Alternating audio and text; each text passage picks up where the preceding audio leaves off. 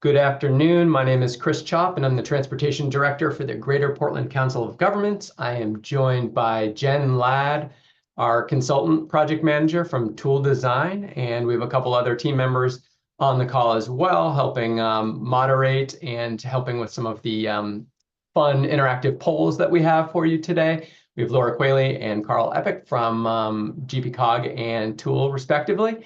And we really appreciate you attending this virtual public meeting today. It's the third in our series. We previously met up in Yarmouth and then last week in Scarborough.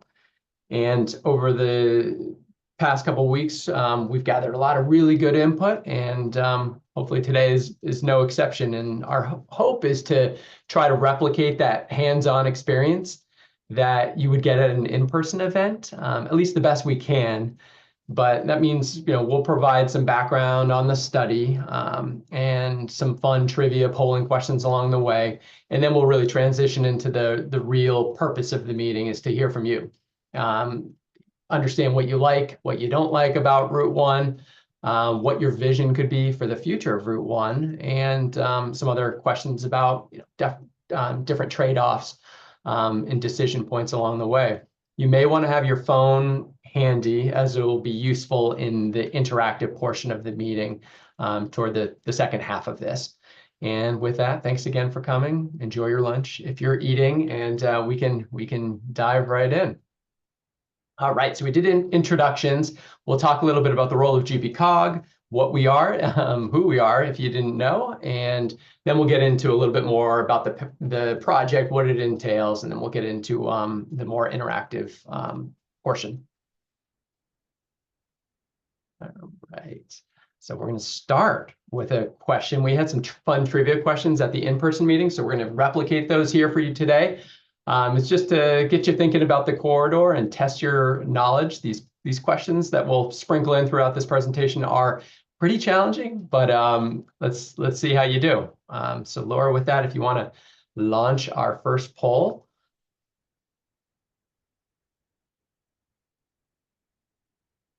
All right, so the question should be up in front of you, and it's how many ice cream shops are along Route 1, and it's in our region. So Biddeford to Freeport, I should say.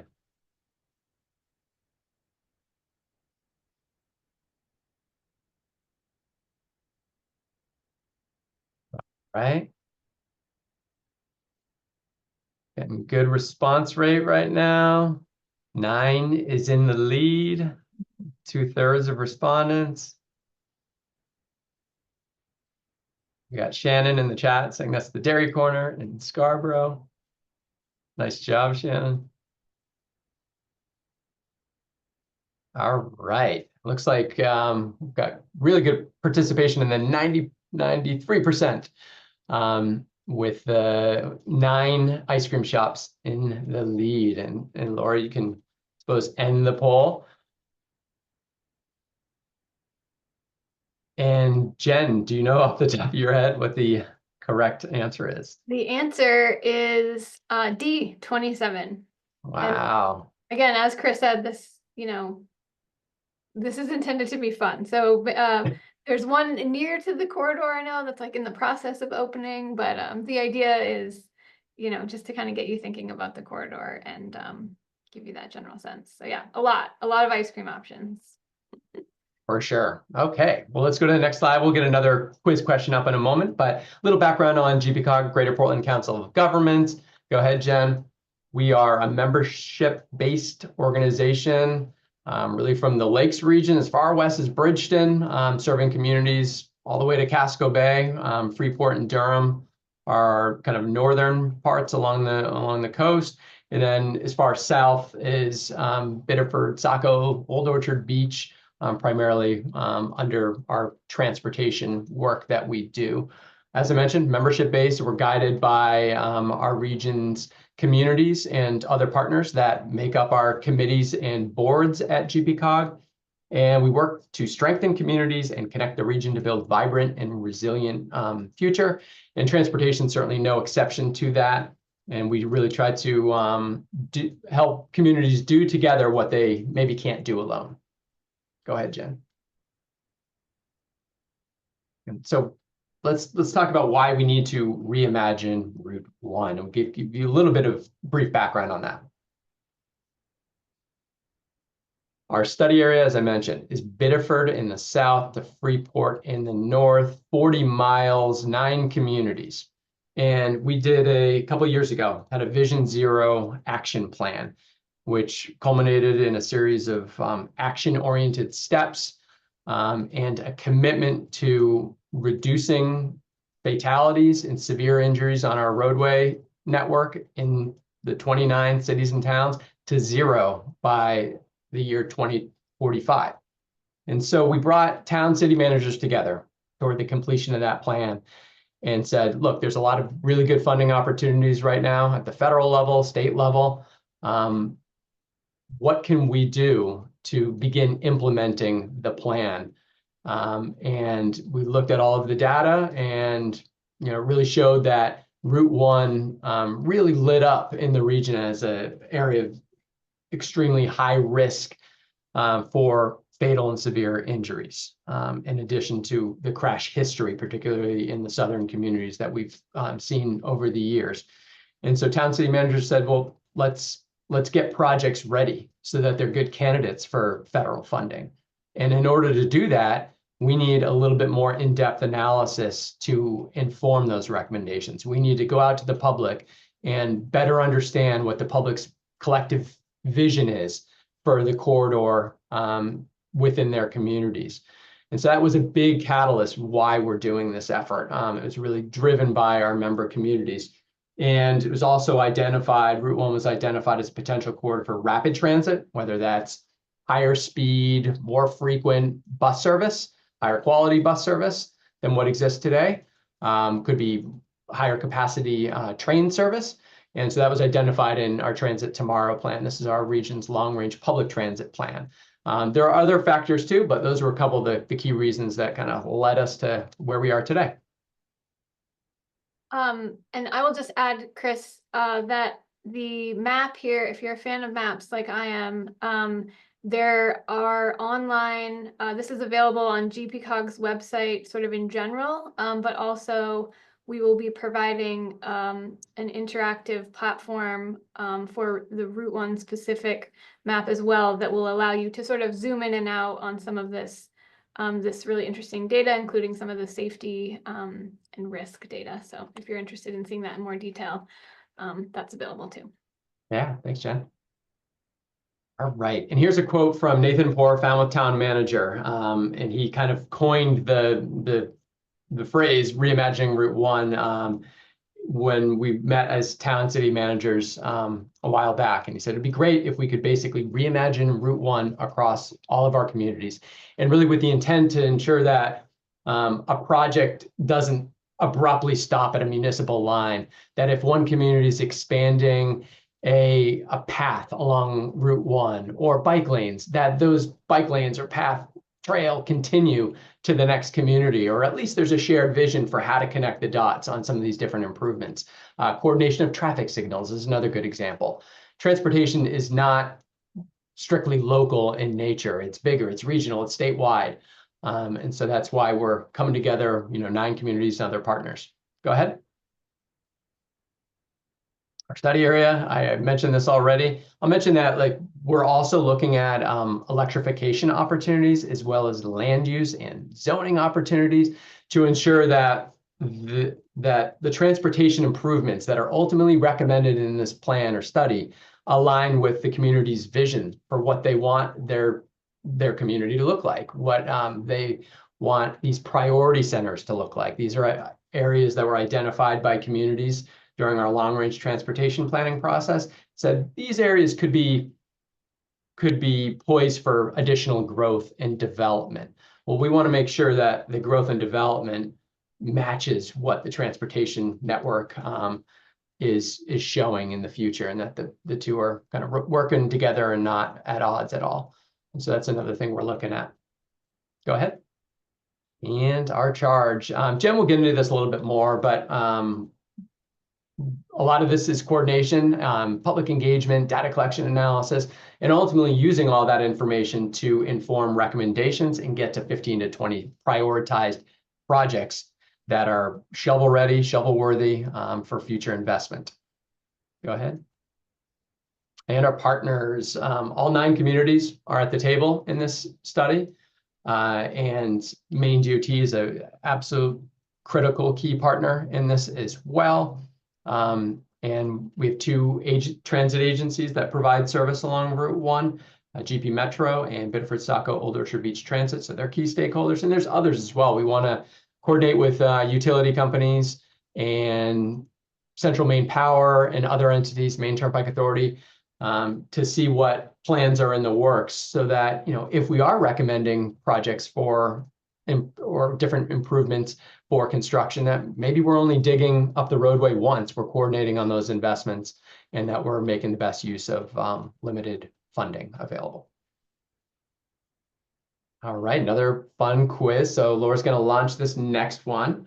How well do you know Route 1?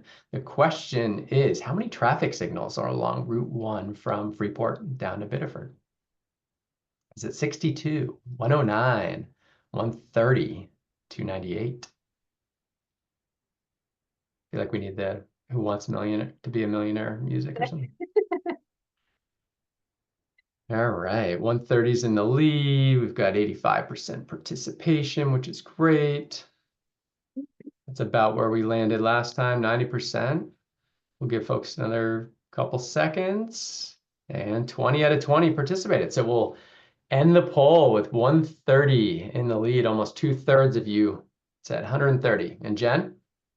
The answer is A, 62, but I really, I like this question and I like this participation, because what I think of these results and how you all voted is that this is what it feels like. It feels like there are this many signals along the corridor. So while there may only be 62, we hear you. We hear you.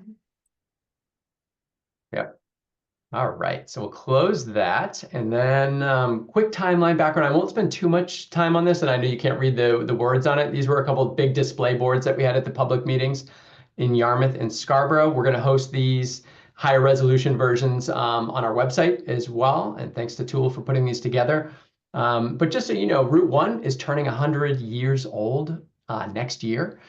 Route 1 in the state of Maine is turning 100 years old. So opened in 1926, and at that time you've got mass production of the automobile, got kind of unprecedented mobility options for folks to access Maine's coastline in particular, and sprouting up in the 30s and 40s. You've got a lot of really kind of what we call auto-oriented businesses, you know, drive-in movie theaters and gas stations and motels and hotels and other resorts. Along that same time, you've got kind of the abandonment of the streetcar network in our region. I think it formerly, the Saco line, which went along Route 1, was abandoned in the early 1930s. Shortly after that, you've got Maine Turnpike Authority opening in 1947 and officially designated in the 50s.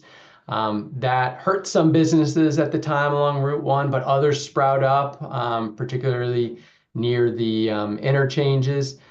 And then you have today what, you know, was primarily a legacy from those decades. You do have a more like a corridor that is more designed for automobiles and motor vehicles than for other users. I'd say in recent years, some communities have made improvements. So you've seen some changes in the last decade in certain communities. In other communities, not as much. And so this is a kind of a fresh opportunity to say what works, what's not working. Is there a shared vision amongst communities? And how can we make Route 1 better in the future for all transportation users? And how can we make it safer? And so various studies have happened locally and at the regional level, but this is like really the first concerted effort where we're, you know, all coming together under kind of one common purpose in the region, 9 communities, Maine DOT, transit agencies, other partners. All right, with that, I think we've got one more quiz, and then I'm going to hand it over to Jen. So how well do you know Route 1? And the question is, how many bus stops are along Route 1? Is it 20? We have 90, 125, 222?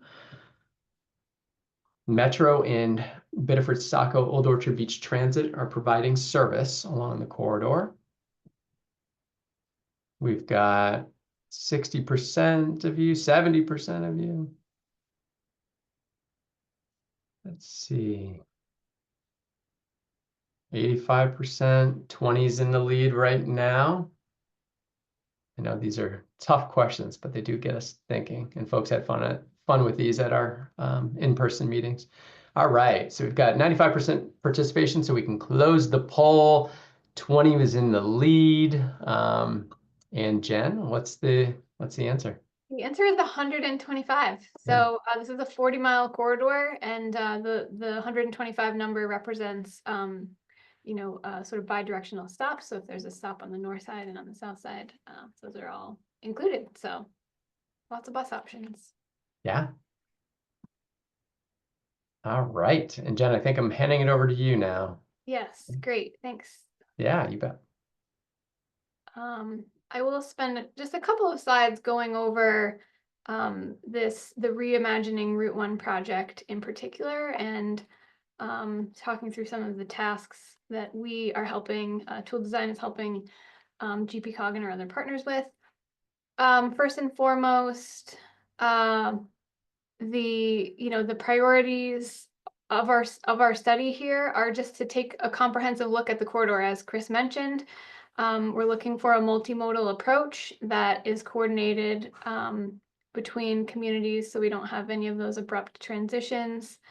We're really focused on making sure that we come out the other end of this study with some actionable outcomes that are helpful concept plans and future steps that communities can take to help realize these visions, and a good understanding of the trade-offs within the corridor. So as any of you know on this call, certainly we have existing infrastructure here within which we can work, and so we want to make sure that as through the slides that we'll present to you shortly, you'll see a lot of photos from other places and cross sections with ideas of what could be there, but we do need to keep in mind that those come with, there are trade-offs associated with that. So if we add something, we have to compromise on something else. Some of the constraints, again, associated with that built environment, the idea of mobility, moving cars, vehicles, people more quickly or maybe more efficiently, and then the safety component as well, making sure that we're keeping that front of mind, and certainly the public opinion. Sometimes it's difficult for us to embrace changes in our community, but we hope that with a solid understanding of why that is being proposed, and the coordination with our partners, as Chris mentioned, we have some good groundwork there. Moving on to our project tasks. Again, Chris mentioned some of these, we are well underway with our data collection, with strong support from our colleagues at GPCOG, provided us lots of great data on which to begin.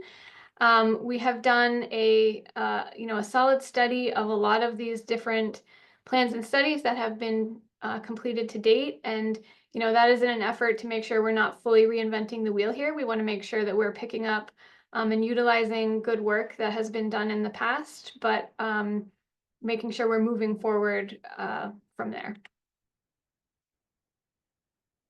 And this task 4, this is kind of where we are at today. And with this engagement opportunity, this meeting that you're all joining us for, as Chris mentioned, the third of our 3 public, sort of full-fledged public engagement meetings, where we are soliciting the public's feedback. We will also be hosting a number of different pop-up opportunities, so you may see us in your community again in the coming weeks, and we may be asking you and your colleagues and neighbors for some additional input. After we have moved through this engagement process, we will be moving on to the corridor planning, where we'll be taking your input and that we collected from the study of the previous plans, and we'll be developing different typologies that we will look at along the entire corridor length. And then we will move those into concept design. So how can we take the information that we've heard from you and provide some recommendations for how to make that happen, how you'd like to see this corridor improved, and how can we deliver a product to each community that they feel is helpful and supportive of them moving these projects into funding applications, future construction, things like that. Okay, we do have one last quiz question here, and then after this quiz, we will get into a little bit more of the interactive part. So a little less of us talking and a little more of your feedback. So the fourth question here is asking about the miles of bike paths or trails that are located along the Route 1 corridor. And I suppose I should clarify, the intent here is when we say along, we're sort of referring to like what you're seeing in this photo here, right, directly adjacent to the corridor.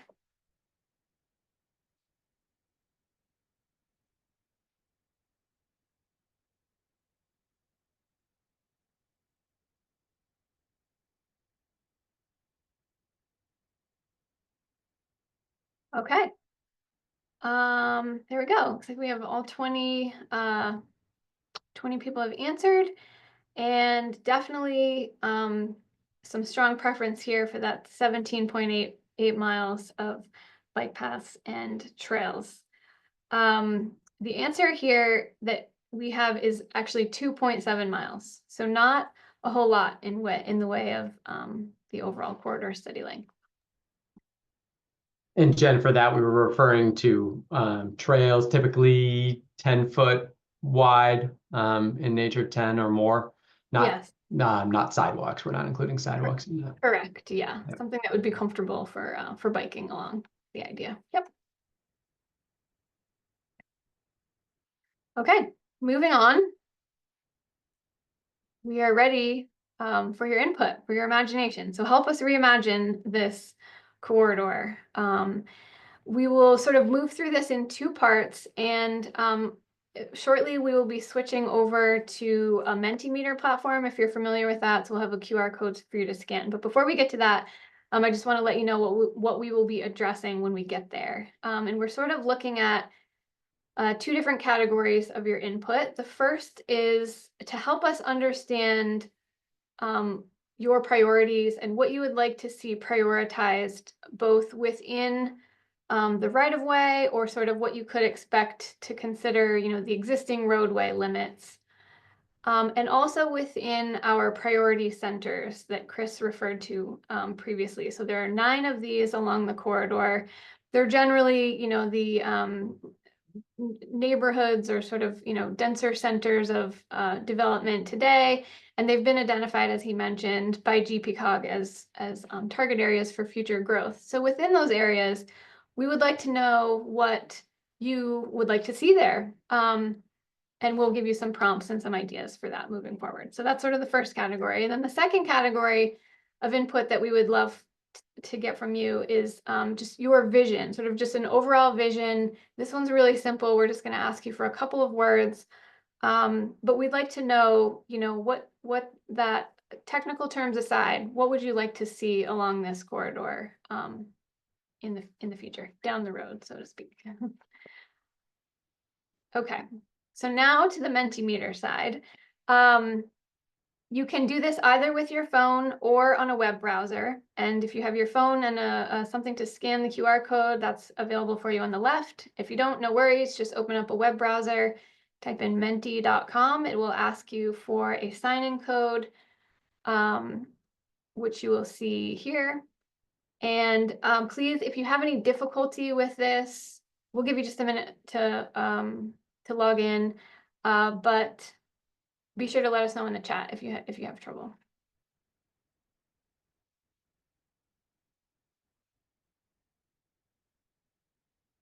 I'm actually going to do it too.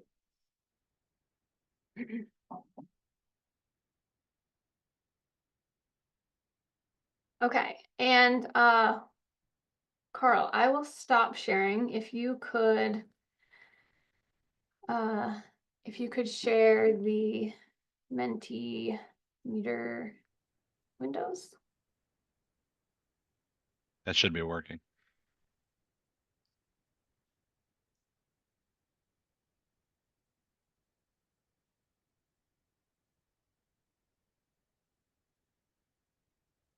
I'm not seeing it shared yet. I could see it. Sorry, it says it's shared, On but Yeah, I could see it. How do in you Zoom. most often travel on Route 1? It looks like folks are chiming in.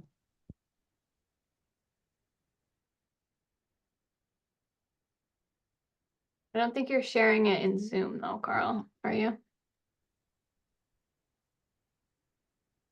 Yep, it seems to be working. yeah, it's in Zoom. Maybe Jen, because you were just sharing, it may Okay. not. Oh, now I can see it now. Okay. Sorry. Yeah. It makes sense. Okay, just give me a second to log in here. Great. All right, so this first prompt here, most of you are finished already. How do you most often travel on Route 1? This is just kind of a test, but also, curious how you frequently use the corridor. A lot of cars, a couple bikes, maybe. Great. Okay. We can, Carl, I think we can go to the next one.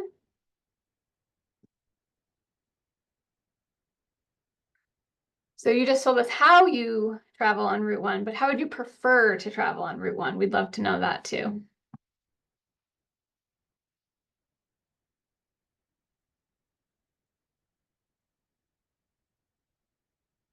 You can enter a couple if you'd like.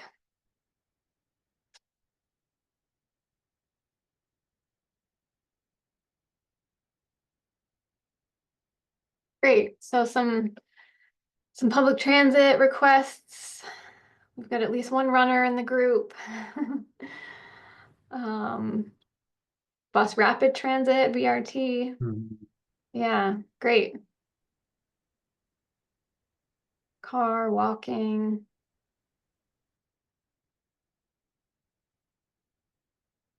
So a little different than maybe so we're not commuting in the way that maybe we would prefer to right now. Okay. Great, Carl. Let's move to the next one. Okay. So the next polling question, we're going to ask you to take a look at these cross sections, and I'll give you a few minutes to study them here. But within the existing right of way that we have, and that's generally intended to communicate here, we've identified this as a 60-foot right of way. I should let everyone know the right of way along the roughly 40-mile stretch of Route 1, it varies. So in some places it's wider than 60 feet. Some places it's quite a bit wider. In other places, it goes down to 55 or 50 feet. And so, as designers, we obviously will need to, to tailor any of these treatments to the space that's available. But just in, in kind of a high level concept idea, we are interested in what you would like to see along the corridor. And, this could be, we understand that, Route 1, as with any stretch of road that's that lengthy, there are sort of, nodes and connections, and we've kind of talked a little bit about those priority centers. So obviously the cross sections there will look a little bit different. But again, in general, we're curious here what it is that you like and what you would like to see along the corridor in the future. So just going through them one at a time. Option A is sort of a 4-lane cross section that we are showing here. So this would be 2 travel lanes in each direction, north and south, with some sidewalk facility on one side, but maybe not necessarily on both. And an esplanade and some narrow shoulders. Cross section B is a 3-lane cross section. So this would be 1 travel lane in each direction and a 2-way turn lane in the center for accessing parcels on either side. This represents also a two-way bike facility that would be at street level and sidewalks on both sides with some space for planting indicated with the tree there. Cross-section C is again a 3-lane section. However, this is without the dedicated bike facilities. And in exchange for that, we're showing here some wider sidewalks and some wider planting areas. And then lastly, cross-section D, again within the 60-foot right-of-way, 2 travel lanes.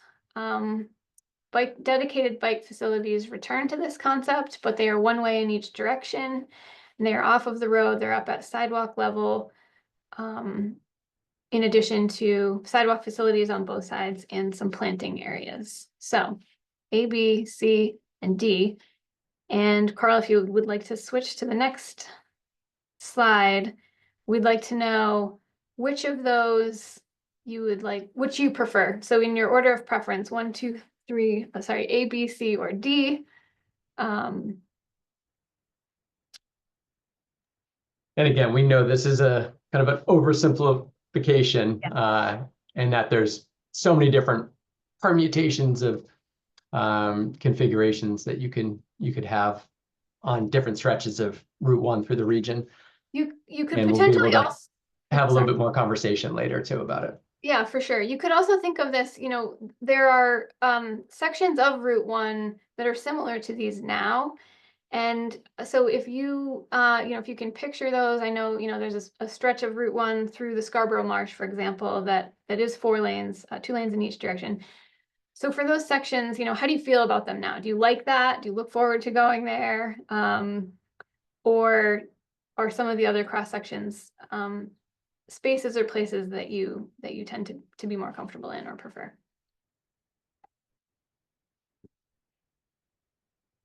Okay, great.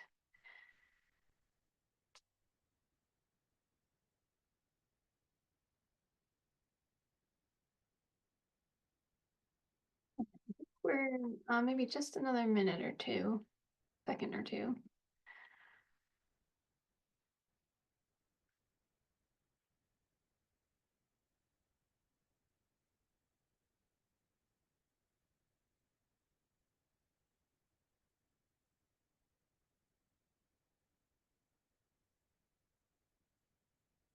And if you have, yeah, I see Shannon's added a comment in the chat. Certainly, yeah, we would love to know if you have questions about those or additional thoughts. Feel free to share in the chat.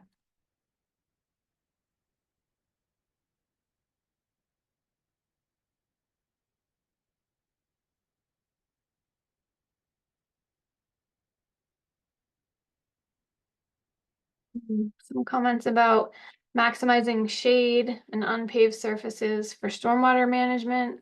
It's a great comment. Another comment about a lane in each direction, designated turn lanes, separated bike lanes, and sidewalks.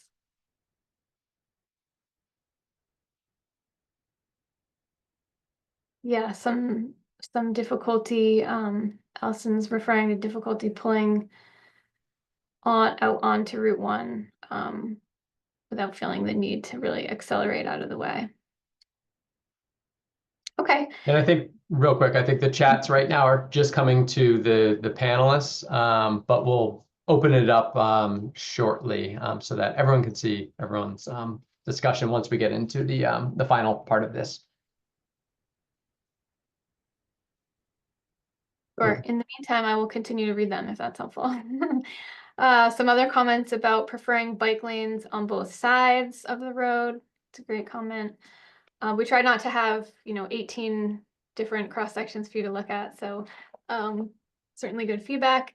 And a question about where would you put the rapid transit under those designs?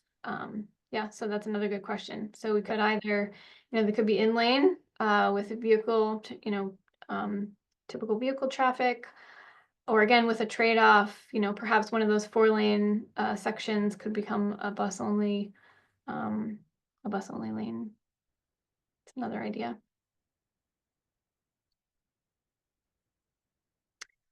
All right, Carl, I think we can move on to the next one. So here's an opportunity for you to kind of provide a little bit of input on what some of those trade-offs might be within that space. So if you saw the cross sections before, but you liked one, but you think maybe you'd like to see wider sidewalks. There was a comment in the chat about physical separation for bike lanes, so this would be a great place to let us know that that's what you'd like to see. Dedicated bus lanes, planting space, on-street parking. We're adding additional travel lanes if you feel in some places today where that's needed.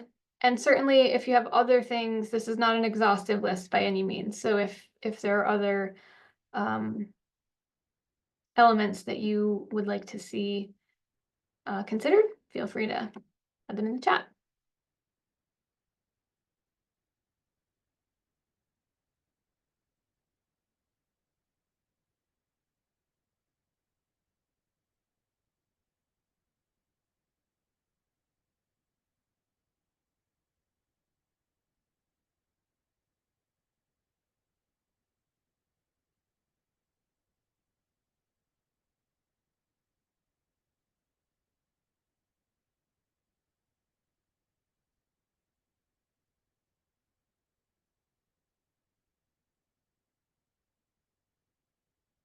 Nobody thinks it's good as is. So we think we should be making some changes no matter what. I think that's helpful. Just a few more seconds for inputting options. Oh yeah, great. Another comment about is a question, sorry, from Gregory. Is a general purpose lane a travel lane but not a turn lane? I don't know how to understand the term. I think here in this case we are generally focusing on the linear or like the corridor elements of Route 1. So we have a question coming up. You're ahead of your time, Gregory. Your next polling question is about intersections in particular. But I think here we would just be considering a travel lane, so through lanes, not necessarily a turn lane. But let us know if you think it should be one or the other, or both. Some other comments into the chat. Could someone try entering a chat? And it looks like there's the option to either chat with just hosts and panelists or with everyone. Other comments about crossing improvements and slower speeds. Great. Plantings would help reduce urban heat island effect. Yeah, some other great ideas. Separated bike lanes and multi-use paths, dedicated bus lanes, and planted medians.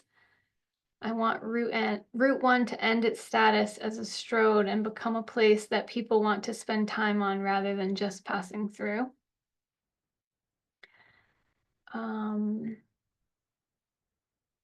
Equity gave me my choice, a solution for all people and users. Just host and panelists. Okay, thank you, Penelope.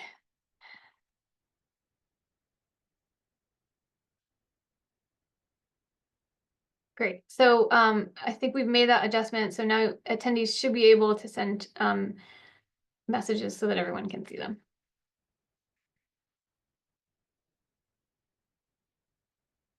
Okay. So this is great. I think we can move on from this, Carl, from the Route 1 corridor elements. And now a similar question, but really sort of thinking more about the intersections in particular. And again, please feel free to add other ideas as you have them in the chat.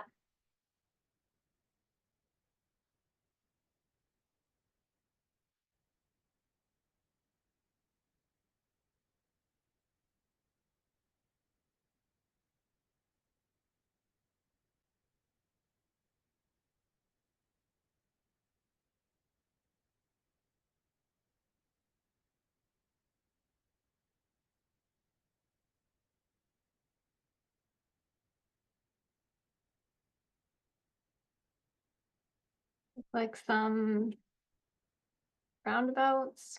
We'll Yeah, I see about- see remove slip lanes in the chat. Yeah, another good one. Reduce turning radii is trying to get at that as well. Yep. To tighten up the turns to make them more right angles and to kind of reduce speeding as folks make a turn onto Route 1.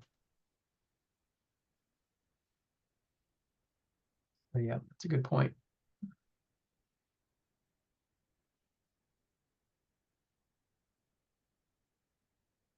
Yeah, folks like roundabouts. Yeah. Helpful.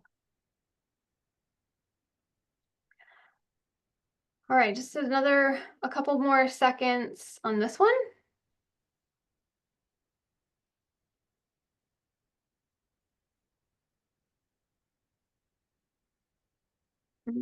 A comment about increasing the number of pedestrian crossings to reduce the long distance between signals. Definitely something that occurs frequently on the Route 1 corridor, I feel like. Yeah.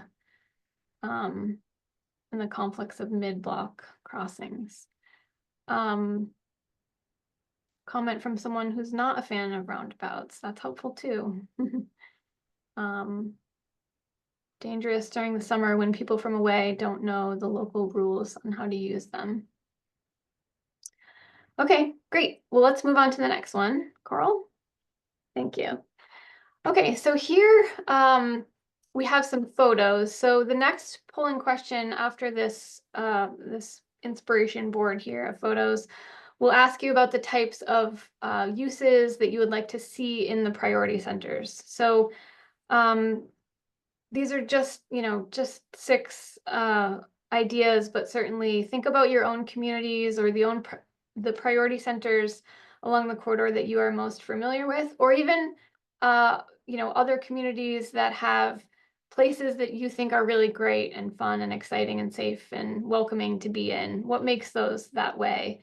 And we would love to know what you would like us to consider in the priority centers along this corridor. So And with that, yeah, go real ahead. quick, just wanted to define the priority centers for folks. You saw them on a map, but we Yep. weren't, zoomed in so far that you'd be able to tell. It's in the south, we're starting with Biddeford, really Biddeford downtown, Saco downtown, Dunstan Corner, Oak Hill, and the Downs in Scarborough.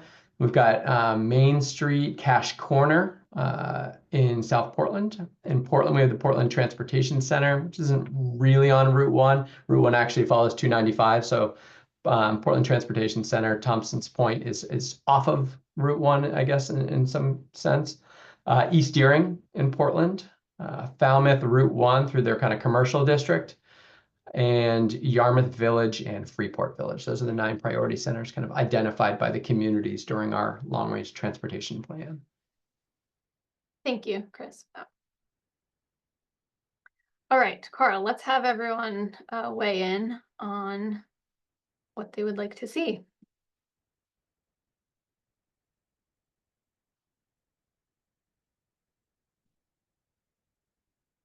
And this is you should be able to select multiples here.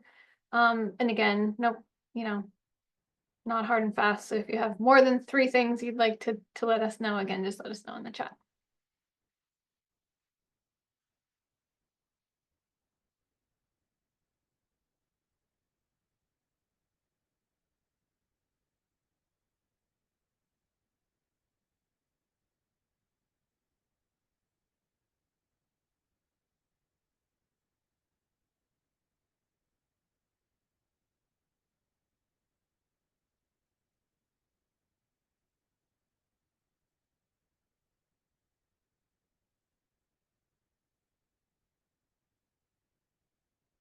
Comment about buildings being along the road and not set back behind surface parking lots. Yeah, several towns have already updated their zoning to reflect this. It's a good one.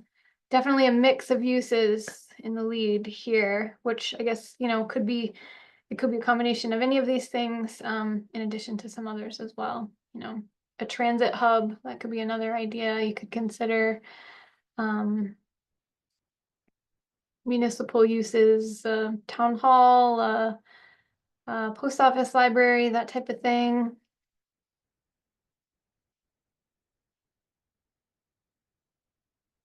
For those of you that said other, I would love to know what you have in mind. There's something else not captured here.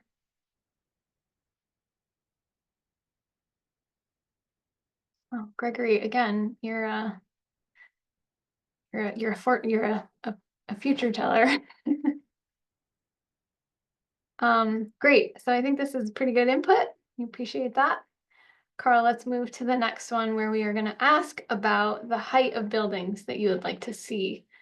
Some of the categories that we included previously, a mixed use, you can provide a larger mix of uses if you have some of those higher stories. Or maybe we want these to be a little more, a little more smaller scale. Those are options too.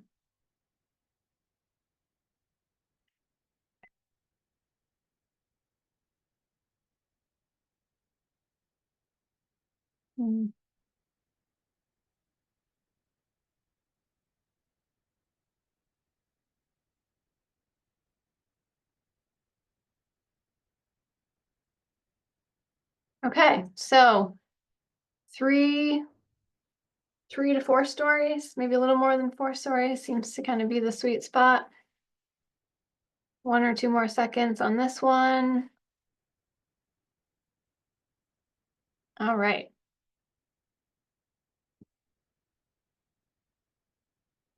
Okay. Very helpful. As a group, I think we're supportive of a little bit of height here. Thank you for your input. And Carl, can we move on to the next one? Okay, so this is the second to the last. We have this one and one more. These will be word cloud responses again, and this is kind of the visioning that I was referring to earlier. So with one word, describe how you feel about driving, walking, biking, otherwise traveling, or just being along the Route 1 corridor today.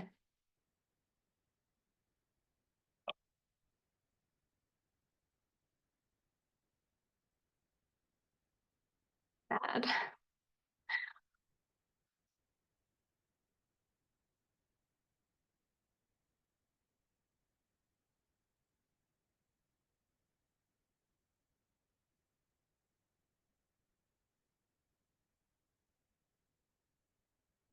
Practical.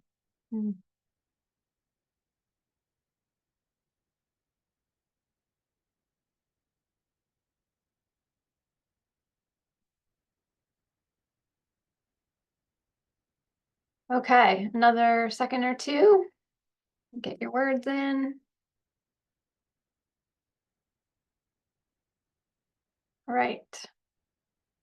Thank you very much. I think this is very helpful and interesting to see. Adrenaline rush. Great. Okay.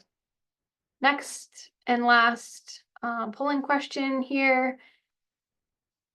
Same idea, but in a better future, which words would you use to describe Route 1? So you can think back to some of those images that we shared about building uses or building heights, some of the cross sections, or parts of the corridor now that you like, that you think should persist or be carried on into other communities, or again, elements of other communities that you think would be a good fit along Route 1.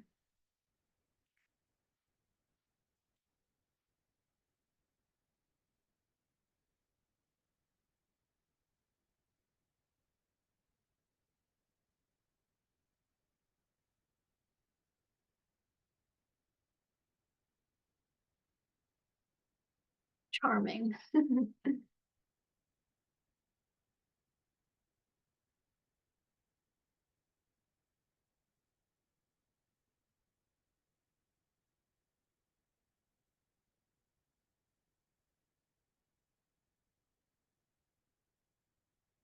Safe, walkable, efficient, enjoyable, approachable, multimodal.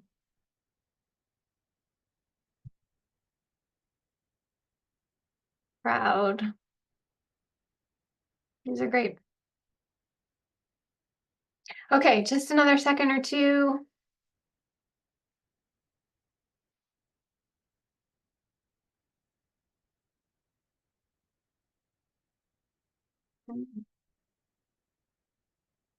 Okay.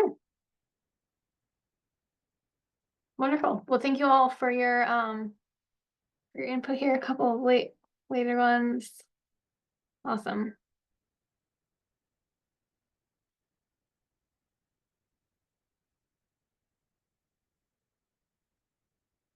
Great. All right, Coral, I think we can close out the Mentimeter. Thank you again for your input here and your thoughtfulness. We will switch back just to our last couple of slides.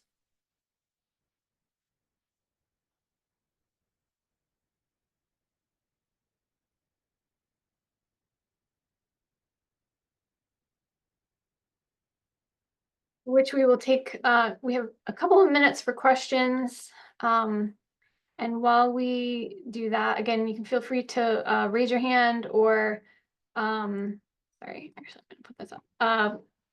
Raise your hand or enter in the chat and we can address your questions that way. While you are typing or thinking about those, I will just let everyone know that I have shared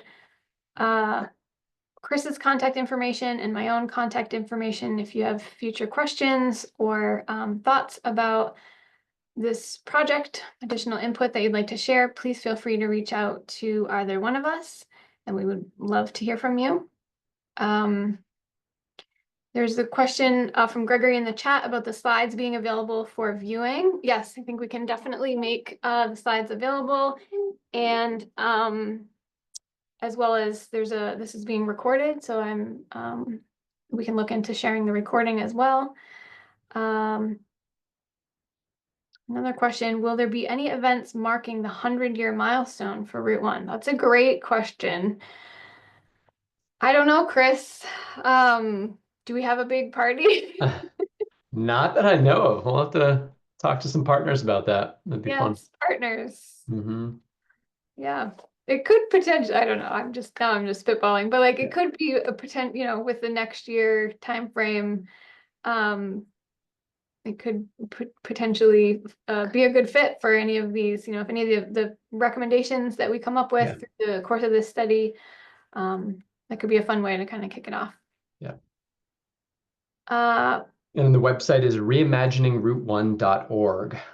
So that's where we can host the slides, and ultimately we'll have a link to a survey that will be coming out pretty soon, as well as the interactive web map. Correct. Yep.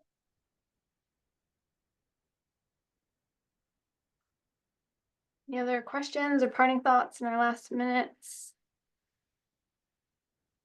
A couple comments about Route 1 in Kennebunk. That's a particularly nice place, and it feels safe, makes you drive slow with their some of their landscaping, sidewalk bump outs.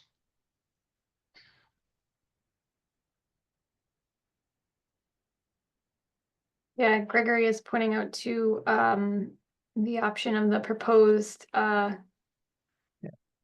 Bay Trail, rail to trail system between Portland and Brunswick would be a great amenity to add along the corridor.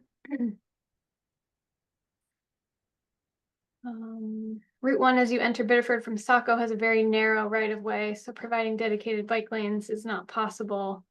We are seeking alternative off Route 1 connections. Yeah, definitely the case in several locations.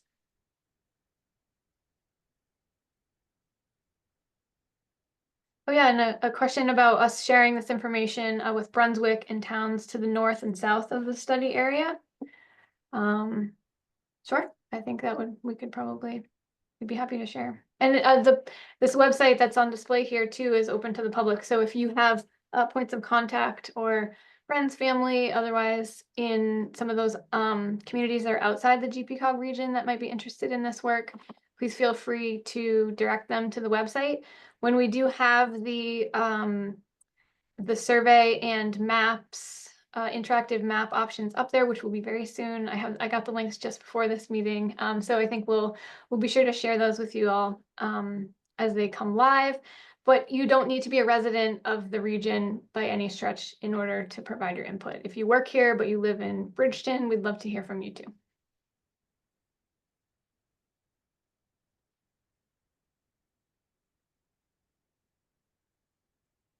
Shannon mentioned Amtrak service from Saco to Portland becoming more commuter rail oriented. So yeah, more frequent service. Thanks, Penelope. And thank you all for joining us today. And we hope you keep in touch throughout this effort. There'll be other engagement opportunities along the way. We're going to do some pop-ups in different communities, and then we'll have additional engagement later on. Great. Thanks, everyone. Thanks. Enjoy your day. Appreciate you all. Enjoy the weather. All right.